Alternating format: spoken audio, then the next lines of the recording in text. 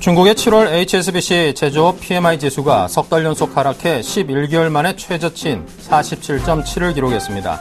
이는 제조업 경기를 나타내는 지표로 50을 기준으로 이를 밑돌면 나빠지고 있다는 의미입니다.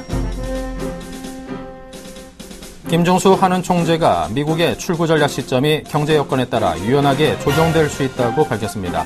실업률 등의 기준을 충족하면 출구 전략을 시행하겠지만 상황이 바뀌면 다시 반대로 할 수 있을 것이라고 말했습니다. 현우석 부총리가 수도권 주택 공급 물량 조절에 본격적으로 나서겠다고 밝혔습니다. 이와 함께 보금자리 지구 축소 등 4.1 대책에서의 계획을 구체화할 방침이며 전세 불안을 감안해 공공임대주택 공급은 계속 확대해 나가겠다고 덧붙였습니다. 안전행정부가 1%의 취득세를 부과하는 주택 매매가의 범위를 최대 3억 원 이하로 낮추는 방안을 추진합니다. 이 경우 연간 지방 세수 결손 규모는 1조 8천억 원으로 줄어들 것으로 분석됐습니다.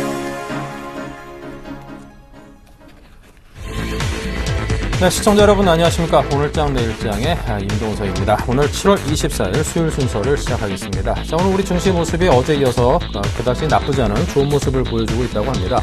먼저 지수를 중심으로 오늘 시황을 먼저 살펴보겠습니다.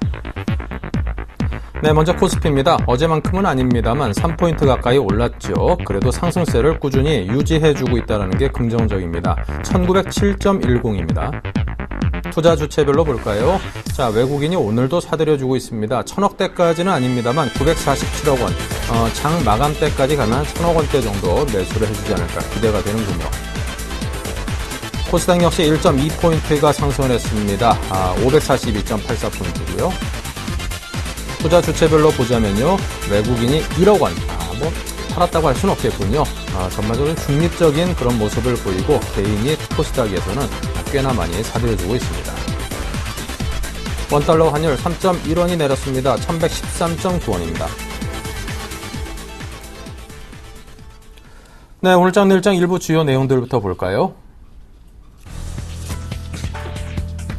네, 먼저 2분기 실적 시즌 섹터 애널에게 듣는다. 오늘 교보증권의 황석규 연구원과 함께하겠습니다. 은행주에 대한 분석을 해보겠습니다.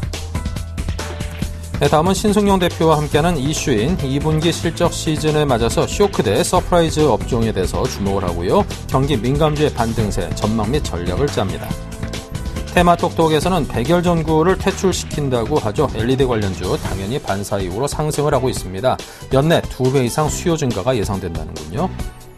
다음은 7일간의 수익 다이어리 전준우 팀장의 CTC 바이오입니다. 종목 돌직구에서는 중국 PMI의 부진 원인 및 영향과 애플의 호실적, IT 관련주 관심이라는 주제로 이야기를 풀어보겠습니다.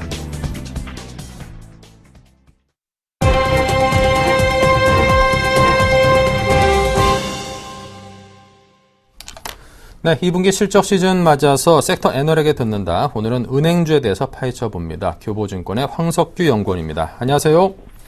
네, 안녕하세요. 네, 요즘 들어서 은행권이 좀 어렵다. 이런 얘기들이 꽤나 들려오고 있습니다. 먼저 은행주 2분기 실적을 어떻게 전망하시는지 듣고 싶습니다. 네, 이제 일단 결론적으로 부진하다고 말씀드려야 될 것 같고요.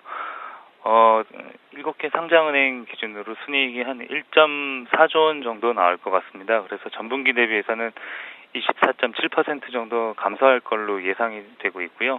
부진한 이유는 아무래도 충당금 쪽에서 충당금 적립이 많이 발생하면서 대선 상각비가 늘어나고, 그리고 비이자익 쪽에서 유가증권 금융시장이 부진함에 따라서 유가증권 투자 손실 등이 좀 발생했기 때문입니다.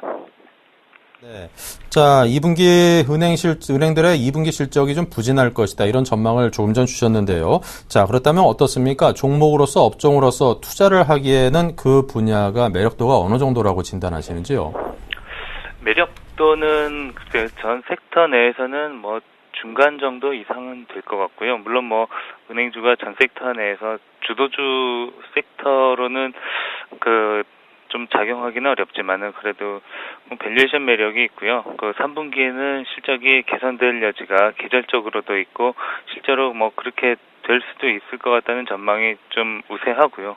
다음에 그 이슈로 우리금융 민영화 이슈가 하반기에 본격적으로 진행됨에 따라서 투자 매력도는 있다고 보고 있습니다. 그래서 뭐 밸류에이션 상으로 볼 때 PBR 기준으로 계속 그 박스권 상황이고 박스권 하단 0.57 상단 0.67에서 왔다 갔다 하고 있는데요. 어제 종가 기준으로는 0.63까지 올라왔기 때문에 약간은 업사이드보다는 뭐 또 다시 다운사이드가 좀 발생할 여지는 있지만은 그 3분기 실적과 민영화 이슈가 본격적으로 제기되면은 박스권 상단을 뚫을 여지도 있다라고 보고 있습니다.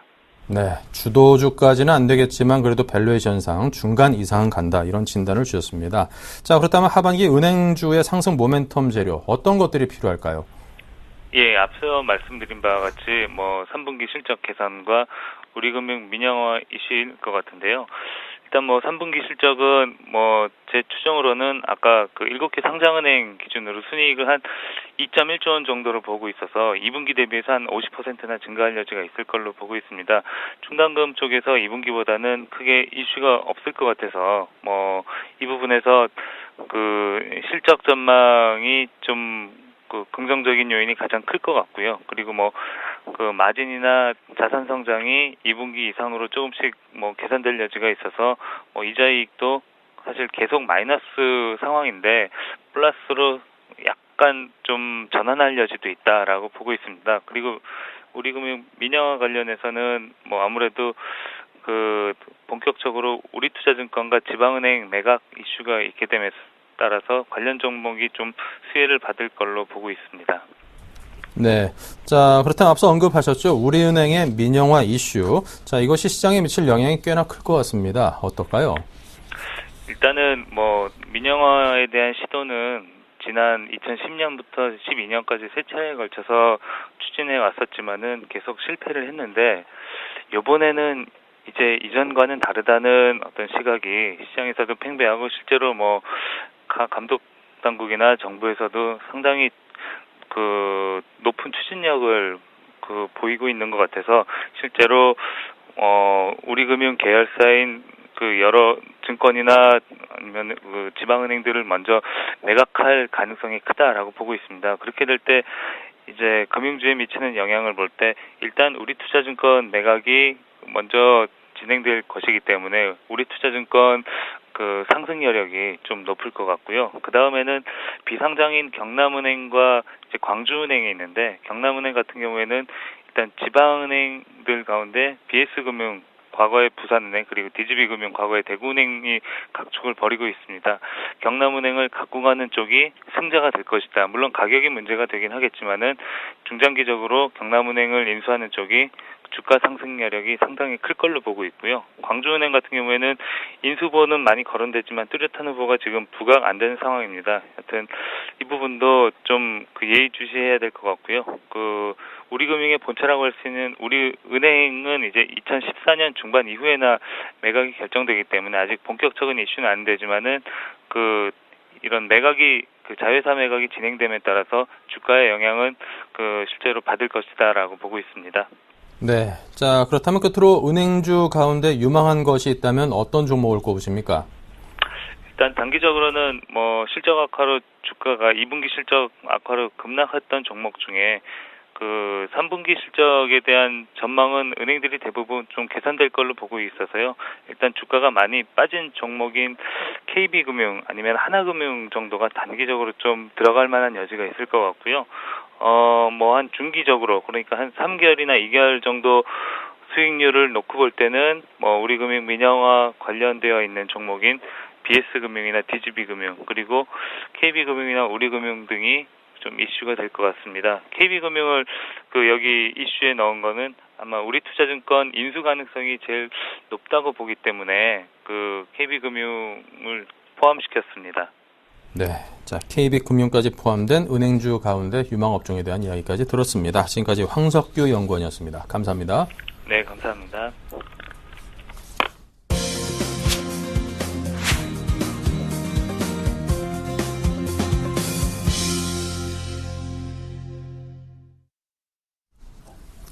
네, 계속해서 이슈인입니다.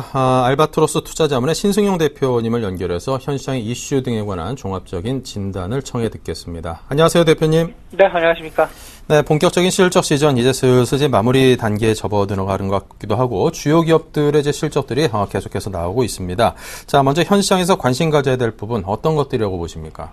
일단 두 가지 정도 뽑아왔습니다. 방금 인도서 앵커 말씀하셨던 대로 실적 시즌 이제 정점을 향해서 달려가고 있다라고 봐도 과언이 아닐 듯 싶습니다. 오늘도 LG 이노텍 실적 발표했고요. 잠시 후 LG 그룹들 좀 계속해서 지금 실적 나오고 있습니다. 이런 상황들 놓고 봤을 때 과연 실적 시즌에서 우리가 무엇을 주목해야 될 것인가 한번 생각해 볼 필요가 있어 보이고요.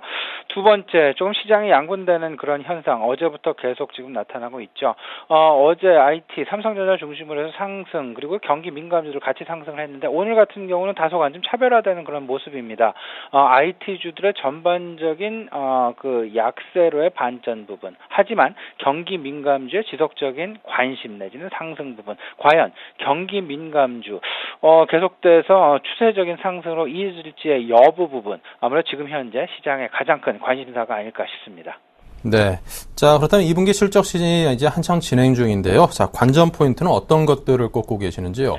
예, 가장 중요한 부분 뭐니 해도 과연 지금 실적 발표를 놓고 이 부분이 실적에 대한 쇼크냐 아니면 실적에 대한 어닝 서프라이즈냐라는 그 평가 부분에 다소간 좀 우리가 착각에 빠지고 있는 것이 아닌가라는 그런 부분 좀 많이 갖게 됩니다. 특히나 오늘 새벽에 발표됐었던 애플 컴퓨터사의 실적 발표 부분 어쨌든 제 개인적인 판단은 안도감을 주는 정도에 그치지 않았나라는 그런 생각인데 오히려 미국 시장에서는 이 부분이 전망치를 상회하였다라는 그런 부분들로 인해서 시간외 거래 부분 상당 부분 상승하는 그런 모습들 나타나고 있습니다. 말 그대로 서프라이즈성이었다라는 그런 평가 지금 우세해지고 있고요. 오히려 그 나스닥 장 지금 시간외 거래 계속 좀 상승 국면 지금 나타나고 있습니다. 이런 부분들을 놓고 봤을 때 과연 실적 서프라이즈 그 진정성에 대한 여부 판단 부분이 무엇보다도 중요하다는 그런 생각이 드는데요.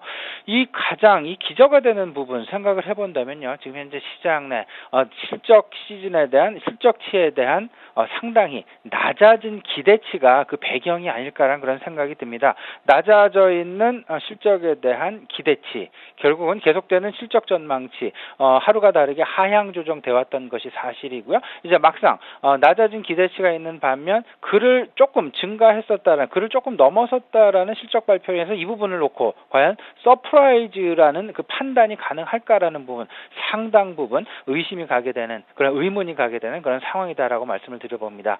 일단 서프라이즈 다소간 좀 확신은 미흡하다라는 그런 생각이 들고요. 하지만 반면에 만에 하나 쇼크가 나와준다면 쇼크는 조금 좀 심각하게 받아들일 필요가 있다는 그런 생각입니다. 무슨 말씀이냐면요. 이미 낮아져 있는 실적 기대치에 여기를 더 하회하는 실적이 나왔다. 이런 부분은 말 그대로 실적에 대한 쇼크다라고 좀 보셔야 되는 것이 바람직하다. 그렇다면 서프라이즈에 대한 평가 내지는 시장 내 반응 계속될 가능성은 좀 다소간 좀 제한적으로 보이고요. 단기간에 그칠 가능성도 높다라는 것 좀 생각을 해보시고 오히려 쇼크 부분에는 좀 신경을 곤두세우고 대응을 하셔야 되겠다 말씀드립니다.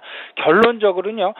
지금 관심을 가게 되는 종목들, 그 업종들 결국에는 실적 서프라이즈냐 실적 쇼크냐라는 판단보다는 오히려 실적이 실질적으로 턴어라운드 되고 있느냐 그리고 안정적인 성장이 가능하느냐에 관심을 가질 필요가 있어 보이고 과연 그 실적 서프라이즈 지속성이 있느냐의 여부 3분기, 4분기 계속되는 성장 모멘텀이 있느냐의 여부를 조금 더 눈여겨보시는 것이 지금 현재 상황에서 쇼크냐 서프라이즈보다도 더욱더 중요한 것이다라는 그런 생각입니다. 네. 자, 이 서프라이즈 말씀을 해주셨는데 그 대표적인 기업이 이제 LG 이노텍 같은 경우에 한 110%의 증가율을 보였고요. LG전자 같은 경우도 시장의 예상치보다는 양호한 실적을 발표했습니다. 그리고 그동안 상당 부분 죽을 쓰고 있었다 그런 평가를 받아온 스마트폰 관련해서도 그 분야가 상당히 좀 수치로는 아니지만 내용을 들여다봤을 때는 개선됐다라는 그런 평가를 받고 보면은 조금 전 말씀하신 그런 서프라이즈가 앞으로 한두 분기 더 지속될 수 있는가를 따져봐야 된다는 말씀에 좀 부합되는 그런 종목들이 아닌가 싶기도 하거든요. 이 부분에 대한 의견을 여쭙고 싶습니다. 예, 지금 현재 일단 이렇게 좀 보셔야 될 것 같습니다.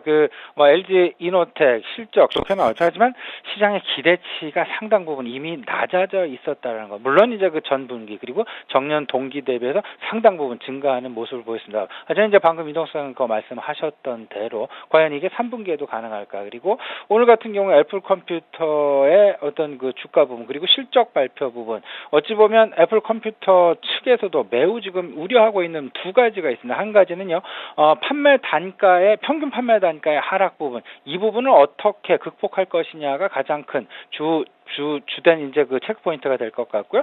두 번째, 시장 전망치 대비해서 판매량이 상당 부분 좀 늘어났다. 시장 전망치 한 2,600만 대 정도였는데 지금 시장 발표된 부분 한 3,200만 대 정도 판매하는 그런 수치 나타났었죠. 이런 부분들이 과연 지속될 수 있을까의 여부 부분, 아무래도 조금 좀 의문이 가게 하는 그런 상황들. 오늘의 LG 이노텍, LG전자의 상승 부분, 추세적인 상승 가능성 여부는 조금 좀 제 개인적인 판단입니다만은 의문이 들게 하는 그런 상황일 것 같고요. 오히려 지금 현재의 상황을 단기 트레이딩 관점에서 접근하시고 조금 좀 수익률에 대한 목표 수익률을 낮게 잡으시고 좀 욕심을 좀 버리시고 좀 냉정하게 판단하시는 그런 전략이 유효해 보인다라고 말씀드려 보겠습니다. 네. 자, 그리고 경기 민감주의 반등도 역시 예사롭지 않다. 이렇게 느끼시는 분들도 꽤나 계십니다. 향후 전망 및 전략 말씀해 주십시오. 예, 최근 들어서 제가 경기 민감주의 상승 부분 시장 내에 나타나고 있습니다. 아까 서두에서도 말씀을 드렸습니다만은 가장 낙폭이 컸었던 소재주 어느덧 이제 바닥에서 벌써 한 20%가 넘는 그런 상승 나타났고요. 조선주 역시 15% 이상의 상승 나타났습니다. 문제는 이제 그 조선주의 실적 자체가 매우 불투명하다라는 그런 상황인데요. 실적에 대한 불투명성이 있음에도 불구하고 경기 민감주들에 대한 어떤 그 상승세, 이 부분에 대한 지금 현재 그 배경은요, 제 개인적인 판단은 일단 수급의 공백이다라고밖에 지금 표현이 안 된다. 그렇게밖에는 해석할 수 없는, 그 배경을 찾아볼 수 없는 그런 상황이 아닐까 이렇게 생각이 됩니다. 상당 부분 이미 외국인을 비롯해서 기관들 그 경기 민감주 이미 상당 부분 많이 버려왔던 것이 사실이고요. 그 가장 큰 배경은 역시 실적에 대한 불확실성이고 실적에 대한 하락 부분이 컸었습니다. 하지만 이제 그 실적의 하락을 대비해서 이미 이제 주가가 빠질 만큼 빠졌다라는 그런 생각들 시장 내에 많이 들면서 서서히 지금 반등하고 있는 그런 상황들 나타나고 있는데, 이 반등 지금 현재 그 어제 이은 어떤 그 지금 국제 상품 가격의 일시적인 반등 부분, 달러의 약세로 인한 일시적인 반등 부분으로 인해서 혹시나 경기 민감주가 좋게 가는 것이 아니냐라는 그런 기대감 불러일으키고 있는데요. 지금 조금 좀 지나친, 조금 너무 앞서가는 확대 해석이 아닌가, 확대된 전망이 아닌가라는 그런 생각 좀 많이 들게 하는 그런 대목입니다. 중국에 대해서 오늘 방금 전 한 10시 반경이었죠. 중국에서 그 제조업 PMI 지표 발표가 됐습니다. 시장 기대치 훨씬 못 미치는 10개월 내 최저치 47.7 기록하면서 지금 이제 중국의 주가 상해 종합지수 거의 한 2% 가까운 그런 하락세 보여주고 있는 것이 이를 그대로 증명하고 있지 않나 이렇게 생각이 됩니다. 우리 시장 하지만 이에 대한 영향 상대적으로 좀 덜 받고 있는데요. 이 부분 그렇다면은 결국 이 상황이 지속될 수 있을까? 지금의 상승 분위기가 지속될 수 있을까에는 중국 상해 지수의 반락 부분을 생각을 해본다면 여기에 역시 의문이 좀 많이 간다, 이렇게 좀 여겨봐야 되지 않을까 생각이 들고요. 이 부분 역시 단기 관점에서 보시는 것이 좋지 않을까 이런 생각입니다. 네. 자, 그렇다면 투자하고 계시는 종목, 포트의 비중부터 하나하나 살피면서 종목에 대한 설명, 업종에 대한 설명 해주십시오. 네, 오늘 이제 제가 기존에 가졌던 포트에서 가장 크게 변화된 부분 두 가지가 있습니다. 첫째는 IT 업종, 제가 계속돼서 기회가 있을 때마다 조금 좀 줄여가자 계속 말씀을 드렸습니다. IT 비중 결국은 그 25%에서 오늘도 역시 20%, 5% 비중 정도 줄였고요. 그리고 이제 대신에 현금 비중 25%에서 5%를 합치면서 컨텐츠에 대한 비중을 좀 생각을 해보자. 최근 들어서 이제 그 박근혜 대통령의 어떤 그 발언 부분이라든지 전반적인 소프트웨어 산업의 육성책이랄지 고용 분야라든지 이런 부분을 전반적으로 생각해 본다면 컨텐츠에 대한 그 어떤 그 관심 분명히 필요해 보이는 시점이다 말씀드려 봅니다.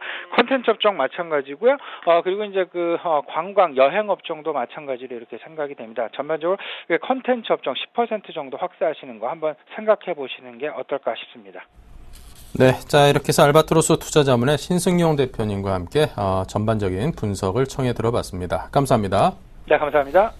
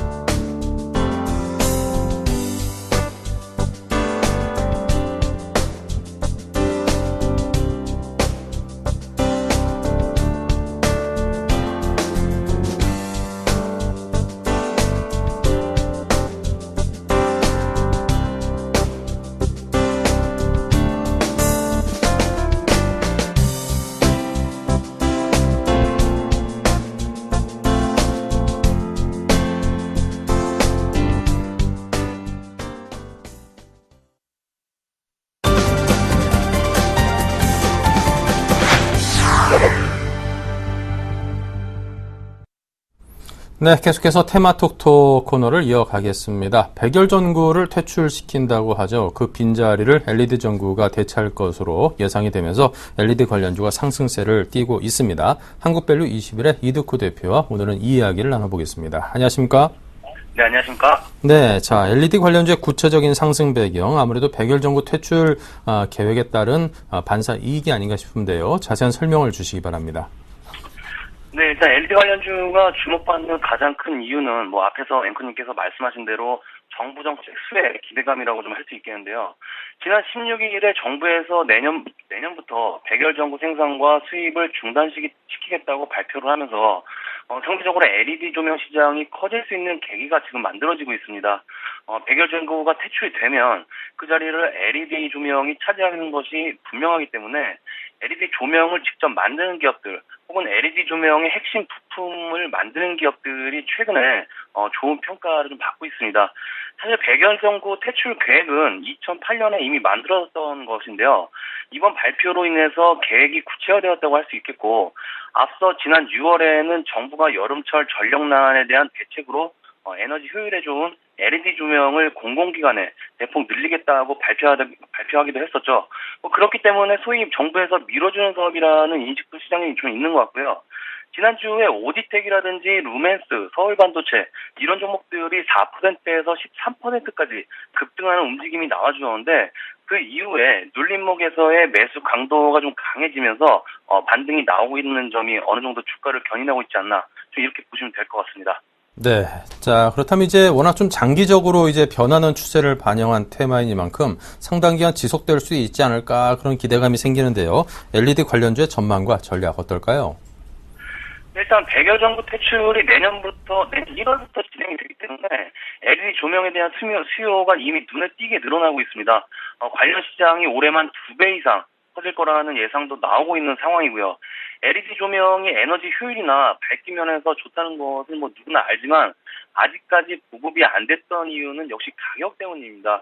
2009년과 10년을 거치면서 LED 관련주들의 주가가 크게 올랐지만 변변치 않은 실적 때문에 돌아앉았던 기억이 있는데 일단 우리보다 이 LED 분야에서 앞서고 있는 일본의 경우에도 일반 가정의 보급률이 아직까지는 30%라고 합니다.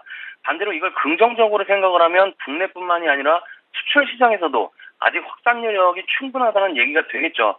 그래서 팔리지 않는 LED 제품이 시장에 과다 공급이 되면서 LED 관련주들이 상당 기간 침체기를 겪었지만 이 시간 동안 충분한 가격 경쟁력을 갖췄습니다. 실적 시즌을 맞아서 최근 나오고 있는 실적 턴어라운드 예상 종목의 LED 관련주들이 눈에 보이기 시작했다는 점도 참고할 필요가 있겠고요.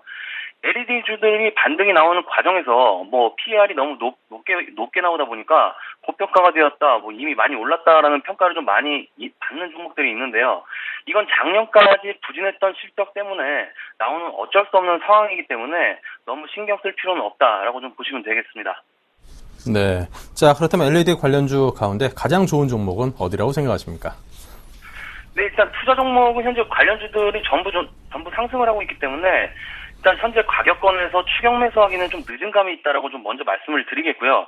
현재보다는 눌러줄 때 매수를 하신다고 보셨을 때는 LG이노텍 같은 경우에는 최근에 기간 매수세가 들어오면서 오늘 수급선이죠. 61선을 돌파하는 그런 흐름이 나왔는데 여기서 중요한 게 지난번에 화학주를 말씀드리면서 앵커님께서 롯데케미칼을 언제 사야 되냐고 질문을 해주셨었는데 그때도 말씀을 드린 게 61선을 돌파하는지 확인하고 사자라고 말씀을 드렸습니다. 그 이유가 LG이노텍 같은 경우에도 그렇고 롯데케미칼 같은 경우에도 그렇고 특징적인 모습이 박스권 상단에 걸릴 수도 있다라는 생각이었는데 롯데케미칼이 오늘 3% 정도에서 상승하는 이치에서 좀 알 수 있듯이 시장은 재료가 살아있는 종목에 대해서는 실적이 좀 안 좋더라도 향후의 이슈들 그러니까 롯데케미칼은 웅지케미칼과의 M&A, LG이노텍은 오늘 발표된 애플의 양호한 실적 그리고 한시에 발표된 좋은 실적 이런 것들이 복합적인 측면에서 작용했을 때 추가 상승의 여력은 어느 정도 있지 않나 좀 이렇게 보시면 맞을 것 같습니다. 그래서 LG이노텍 같은 경우에는 현재보다는 내일 정도 61선을 이탈하지 않는 움직임이 나와준다면 눌린 구간에서의 저점 매수는 좀 유효하다. 좀 이렇게 보시면 될 것 같고요. 그래서 목표가는 박스권 상단 97,000원대에서는 한 번 정도 수익 실현하는 전략. 그래서 손절가는 89,000원 정도 말씀드리면서 정리를 해드리도록 하겠습니다. 네, LED 관련주 가운데 종목을 꼽아달라는 부탁에 LG 이노텍을 말씀을 해주셨습니다. 자, 지금까지 한국밸류 21의 이득호 대표였습니다. 감사합니다. 네, 감사합니다.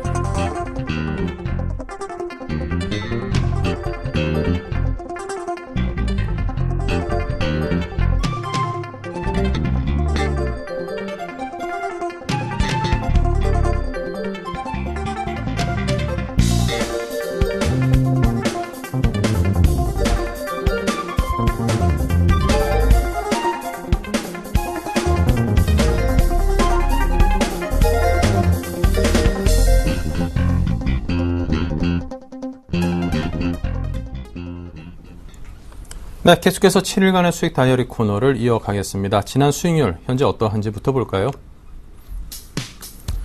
네, 먼저 하이소닉이 2.6% 올라 있습니다. 네오이즈 게임즈 소폭 올라 있고요. 아프리카TV는 4.8%로 오늘 가장 많이 올라 있는 종목입니다. 서원인텍 마이너스 6.4, 신경 좀 써야겠는데요. 파워로직스는 마이너스 1.3%, 두 종목의 손실이 눈에 띕니다. 자, 오늘의 1등은 아이러브스탁의 전진호 팀장입니다. 아프리카TV가 오늘의 위너 종목이네요. 네, 자, 아이러브스탁의 전진호 팀장을 연결하겠습니다. 안녕하십니까? 네, 안녕하세요. 네, 자, 아프리카TV 수익률이 현재 4.8%, 연일 아주 그냥 좋은 모습을 보여주고 있습니다. 이 종목에 대한 AS부터 해주시죠. 네, 최근에 모바일 접속자가 좀 증가를 하면서 모바일과 결합해서 향후에 미디어 기반의 플랫폼으로 성장이 기대되는 그런 모멘텀을 갖고 접근을 했었고요. 지난달에 6월달 급락 이후에 이번 달도 반등하는 추세 속에서 한 주간의 소폭 상승한 움직임입니다. 그래서 기술적으로는 지난주 종목 소개해드릴 때와 여전히 같은 관점이고요. 중장기적으로는 지난해 고점이 한 15,000원대 그걸 뚫고 올라가는 신고가 모습 보이지 않을까 하는데, 단기적으로는 일단은 이제 지난주 목요일 날 이제 종목 소개드린 다음에 12,250원대 좀 고점으로 해서 12,000원대 매물대가 좀 무겁게 움직이고 있어요. 그래서 코스닥 시장도 이번 달 좀 반등 이후에 다소 횡보하고 있는 움직임이니까 수익은 크지는 않지만 한 12,000원대 매물대에서 일단 수익 실현을 해놓고 지켜보시고, 다만 이제 이후에 재매매를 한다라면은 한 12,500원에서 한 13,000원대 구간을 좀 돌파하는 움직임을 주게 된다라면 추가적으로 15,000원대까지 좀 바라보면서 재접근하고요. 반대로 또 이제 가격 조정을 줘서 한 11,000원대 부근에서 횡보를 한다라면 그 역시 좀 저가에 다시 재접근하는 관점으로 매매 구간을 좀 말씀을 드리겠습니다. 네, 자, 아프리카TV 오늘의 위너 종목에 대한 AS를 해봤습니다. 자, 계속해서 아프리카TV만큼 또 잘 나갈 수 있는 종목 어디일까요? 네, 오늘 CTC 바이오 제약주 하나 소개해 드릴게요. 올해 연초에 그 제약주 섹터에서 구간별로 한 두어 번 소개를 드렸던 종목인데, 회사는 사료 첨가제나 그리고 동물 항생제 등의 동물의약품으로 시작을 해가지고 인체의약품 사업으로 그 사업을 확장 중인 기업입니다. 지난해 매출액 구성을 보면은 동물의약품군이 한 76%, 그다음에 인체의약품군이 한 24%로 구성이 되는데, 영업이익은 각 사업군당 각각 한 50%씩 차지하고 있어요. 그래서 매출액 대비한 영업이익률은 인체의약품 쪽이 상당히 높은 거죠. 그래서 최근 한 3년간 연평균 성장률이 동물의약품군은 한 11%, 그리고 인체의약품은 한 37% 정도로 증가하고 있기 때문에 인체의약품으로의 사업 확장이 향후 동사에 좀 긍정적인 성장을 견인할 것으로 전망이 되고요. 좀 구체적으로 제품 파이프라인 좀 보면은 동물의약품 쪽에서는 CTC자임이라는 사료 첨가제로 2011년도에 남미 판매를 허가를 받은 이후에 지난해 한 53.6% 정도의 수출 증가로 기록을 했고요. 작년에 중국, 그리고 올해 말과 내년에 미국과 유럽 쪽에서 허가가 예상돼 있어서 이후에 추가적으로 지속적인 매출 증가 보일 전망이고요.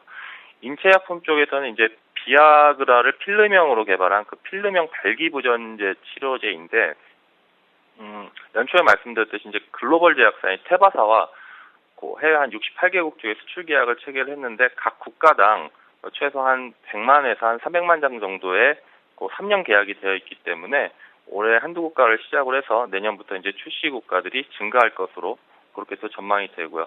또 하나는 존슨앤존슨이라는 프릴리즈 개발에 이어서 세계 두 번째로 출시하는 이 경구용 조루 치료제의 판권인데 최근에도 이제 그런 것들이 뉴스에 나왔어요. 그래서 완제품의 판매사는 동아이스키나 종근당 그리고 제약약품 등 그런 회사들이 있지만 결국 그 원재료는 CTC 바이오가 개발한 똑같은 제품이라는 거죠. 그래서 원재료 업체이기 때문에 특정 상품의 판매보다는 연간 한 3천억 정도로 추상되는 국내 시장 규모에 초점을 두는 게 맞고요. 그래서 어쨌든 영업이익이 높은 인체의약품 쪽으로의 이 사업 확장을 추진 중에 있다라는 거고 가격대 좀 살펴보시면 지난해 좀 꾸준한 상승 이후에 최근 어떤 차익 실현 매물과 그다음에 어떤 시장 급락에 따른 좀 가격 조정을 보였었고요. 이번 달 다시 좀 반등을 주는 움직임 속에서 지난주 한 3만 원대 물량대를 고점으로 해서 28,000에서 한 3만 원대 쪽에서 좀 머물러 있습니다. 근데 현재 시점에서 2차적인 매물대 구간인 한 32,500원을 단기 목표가로 바라봅니다. 근데 현재 시장이 이번 달 반등 이후에 좀 다소 횡보하고 있는 움직임이니까 오늘 접근하는 것보다는 내일쯤에 좀 추가적인 조정을 보일 때 한 27,500원 부근에서 한번 좀 유리한 가격대에 접근을 하고요. 손절가로는 반등 구간을 깨는 26,000원대를 손절가로 말씀을 드리겠습니다. 네, 자 이렇게 해서 CTC 바이오에 대해서 하이러브스탁 전진우 팀장으로부터 추천 말씀을 들었습니다. 조정이 어느 정도 마무리되고 다시금 또 재상승에 시동을 건 것 같으니까요. 시기를 잘 조율해서 한번 투자 쪽으로 접근을 해보시기 바랍니다. 전진우 팀장이었습니다. 감사합니다. 네, 감사합니다.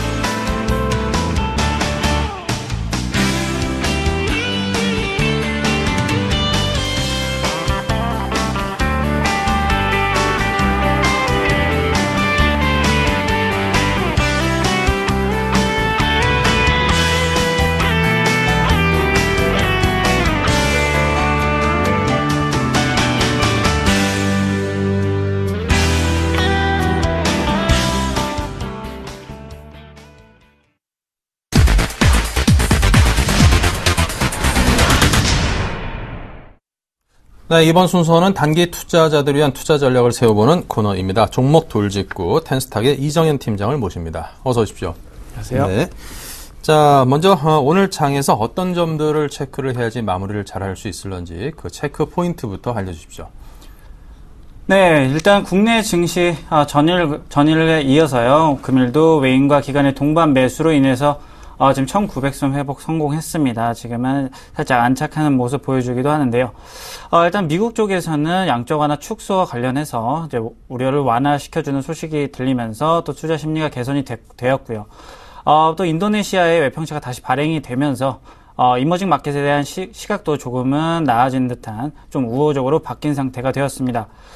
그와 더불어 이제 중국 리커창 총리가 이제 중국의 경제 성장률 마지노선을 이제 7%로 제시를 해주면서 그리고 지난주에 이어서 이번 주도 경기 부양책에 대한 기대감과 안도감을 같이 심어주는 모습이었습니다. 특히 부총리의 경우는 인프라와 이제 복지 부문의 투자를 늘리고 또 기업 지원을 위한 조치를 취할 것이라고 이제 밝힌 점에서 투자 심리 개선에 더욱더 큰 도움을 주는 모습이었습니다.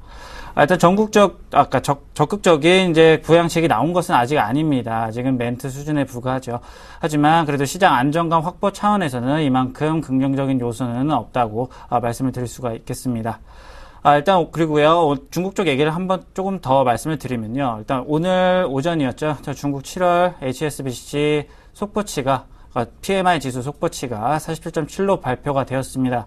일단 이는 이제 시장 컨센서스 48.2보다도 하락한 모습이었습니다. 하지만 그래도 이는 중국 경기 부양책이 나오는데 일종의 신호탄이 될 가능성도 있지 않을까라고 판단을 해봅니다.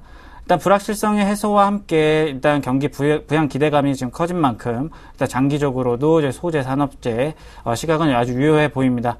물론 이제 단기적인 영향은 있을 가능성이 있습니다. 하지만 그래도 화학의 경우는 그래도 미국 쪽 기업 실적도 괜찮게 나왔고요.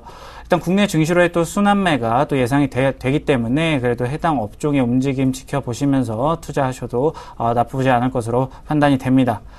이제 그리고 이제 미국 쪽 얘기를 좀 해보면요. 이번에 애플 실적이 나왔죠.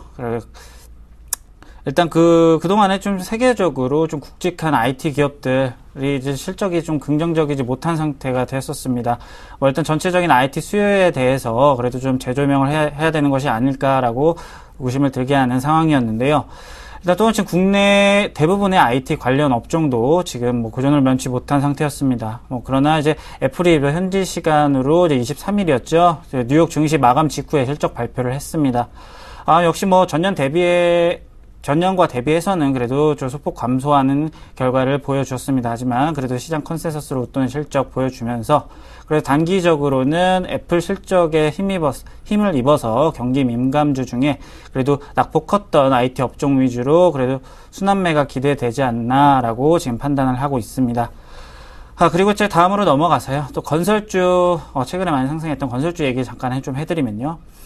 지난주만 해도 삼성 엔지니어링에 이어서 지금 건설주 대부분이 좀 보수적으로 지켜봐야 한다라고 말씀을 드렸었는데요.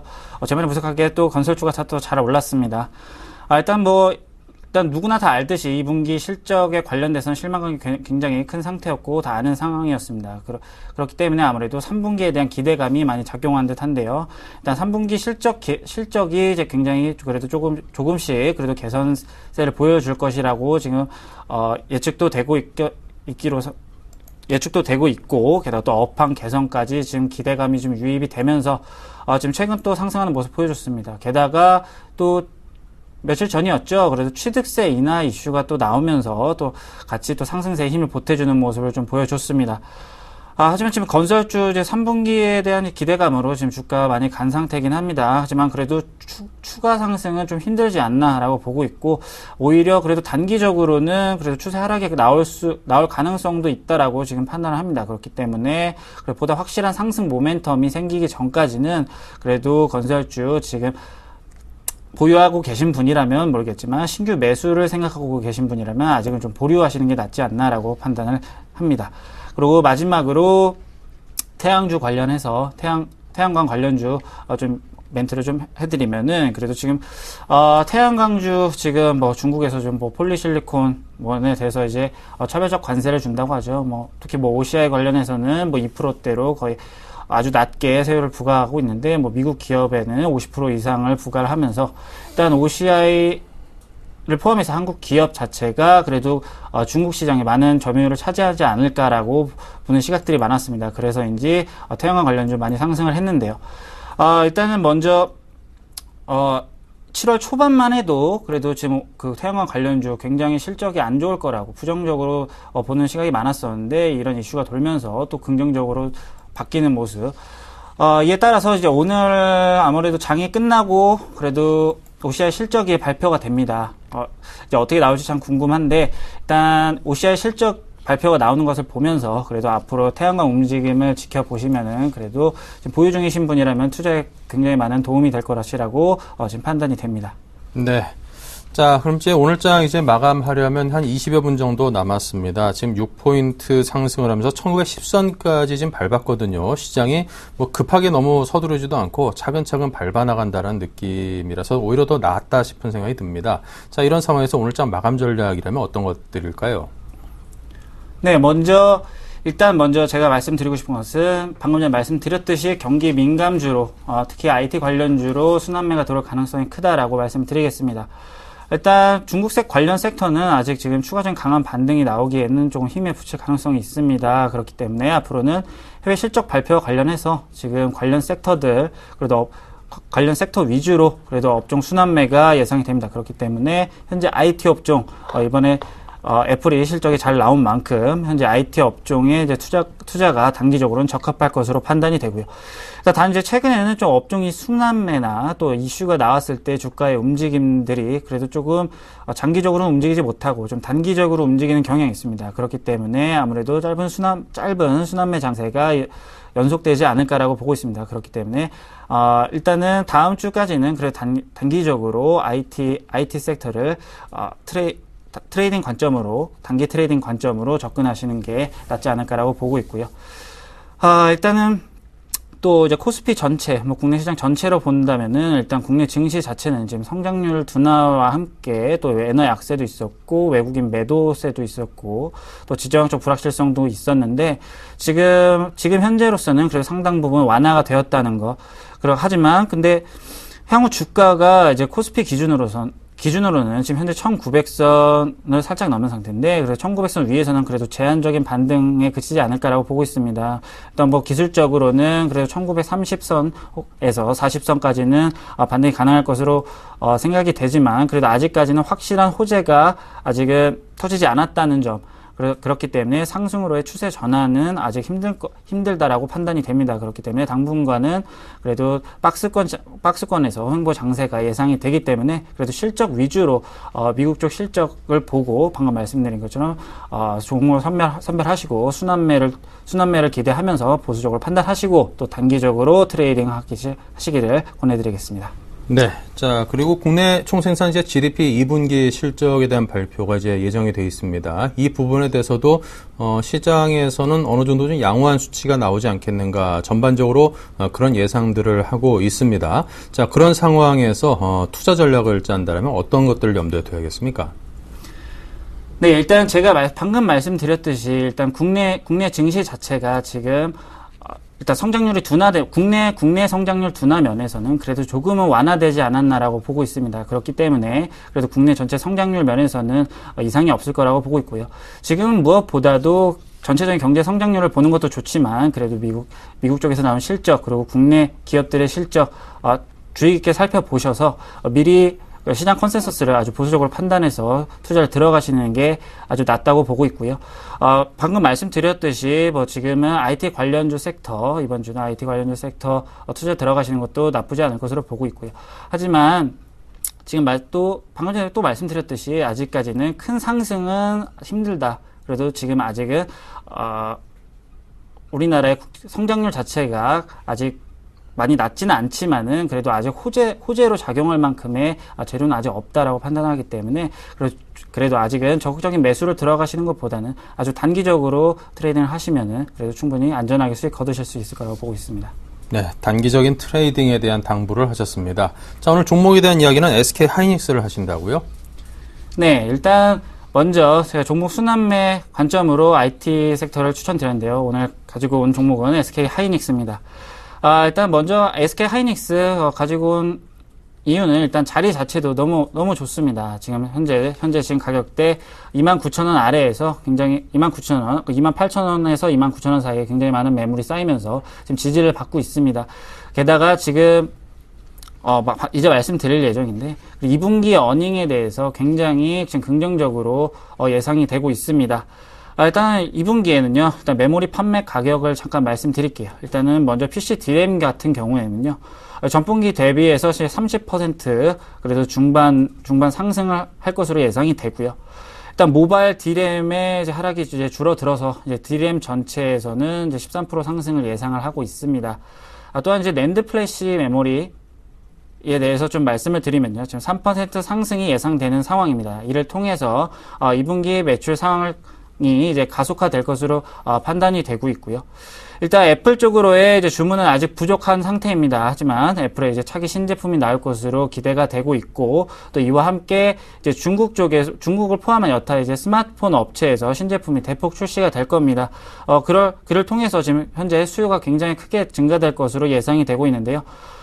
게다가 또 업황 면에서도 지금 업계 구조 조정이 굉장히 활발하게 이루어지고 있는 상태입니다. 그렇기 때문에 올 2분기 어닝 서프라이즈를 시작으로 해서 그래서 지속적으로 실적 상승세가 이어가지 않을까라고 예상이 됩니다. 그래서 잠시 차트를 보면서 이제 가격 설명을 해드리겠는데요. 지금 현재 이제 28,000원에서 29,000원 사이 단기 박스권을 지금 지나고 있는 상태입니다. 지금 현재 움직임도 굉장히 긍정적인데요. 일단 2분기 실적을 보고 들어가는 것이기 때문에 지금 주가 수준에서 추가 하락은 없을 거라고 지금 보고 있습니다. 그렇기 때문에 그래도 단기적으로 순환매까지 생각을 해서 단기적으로 3만원 부근, 60일선이 지금 위치해 있는 3만원 부근을 1차 목표가로 지정을 해 드리겠고요. 그리고 2차 목표가로는 전고점 부근보다 조금 아래 부분을 잡았습니다. 32,000원을 보고, 접근을 하신다면 충분히 수익 거두실 수 있을 거라고 보고 있고요. 손절가는 일단 27,000원을 잡아 드리려고 합니다. 일단은 짧게 운영하는 거지만 그래도 어느 정도 27,000원까지 손절을 잡는다면은 그래도 안전하게 수익 거두실 수 있을 거라고 보고 있기 때문에 그래도 한 10% 정도 그래도 SK 하이닉스에 비중 실어서 투자하신다면 굉장히 수익 얻으시는데 굉장히 긍정적으로 도움이 될 것으로 보고 있습니다. 네. 자, SK 하이닉스에 대한 이야기를 들었습니다. IT 업종에 대해서 전반적으로 앞으로도 상당 부분 좀 긍정적인 그런 면들이 많다라는 평가가 주류를 이루고 있으니까요. 삼성전자와 SK 하이닉스 이 두 종목에 대한 관심은 꾸준히 놓지 말고 있어야겠습니다. 자, 그렇다면 지난주 추천 종목들 현재 어떠한지 AS를 해보도록 하겠습니다. 먼저 현재 포트폴리오 점검부터 하죠.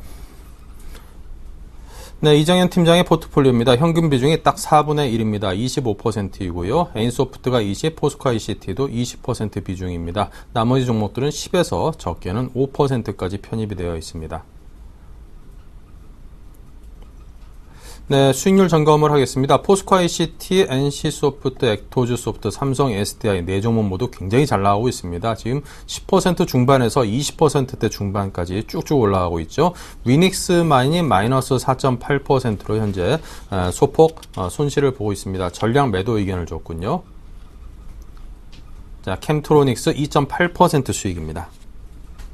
네, 포트폴리오에 대한 AS를 하겠습니다. 네, 일단 먼저 포스코 ICT부터 짧게 말씀드리겠습니다. 포스코 ICT 지금 홀딩 의견 드리겠는데요. 포스코 ICT 아직 목표가 상향 조정해드렸던 10,000원 아직 가지 못하는 위치인데 그래도 지금 LED 업황까지 굉장히 좋습니다. 그렇기 때문에 자회사 힘을 좀 얻어서 10,000원까지는 충분히 튀지 않을까라고 보고 있습니다. 그렇기 때문에 일단 포스코 ICT는 홀딩 의견 드리겠고요. 다음으로 NC소프트 말씀드리겠습니다. NC소프트 지금은 목표가를 상향 조정해드렸는데요. 일단은 아직은 그래도 18만원 위를 아직 크게 뚫지 못하고 있는 모습입니다. 하지만 그래도 중국 쪽에서 호재가 들릴 것으로 예상이 되기 때문에 그래도 충분히 보유하신다면 더 큰 수익을 얻으실 수 있을 거라고 보고 있습니다. 그렇기 때문에 NC소프트 역시 홀딩하는 의견 드리겠고요. 일단 그 다음에 액토즈소프트는 제가 수익 실현을 드렸는데요. 지난 전 고점이었죠. 72,500원 부근 뚫지 못하고 지금 약간 조정받는 모습입니다. 그래도 이 액토즈 소프트 역시 중국 쪽에서 굉장히 기대가 되는 모바일 게임주이긴 하지만 그래도 지금 현재 최근에 수급을 보시면요. 지금 연기금에서 굉장히 매도가 이틀 연속 나왔습니다. 조금 불안한 감이 없지 않아 있어서 일단 액토즈 소프트 일단 수익 실현하는 걸로 판단을 해드리겠고, 삼성 SDI 보시면은 삼성 SDI 역시 지금 실적과 관련해서 또 굉장히 주가 흐름 자체도 이상이 없습니다. 일단 목표가는 오늘 고점은 17만원 넘지 못했는데요. 일단 17만원까지 다시 한번 보는 걸로 하고요.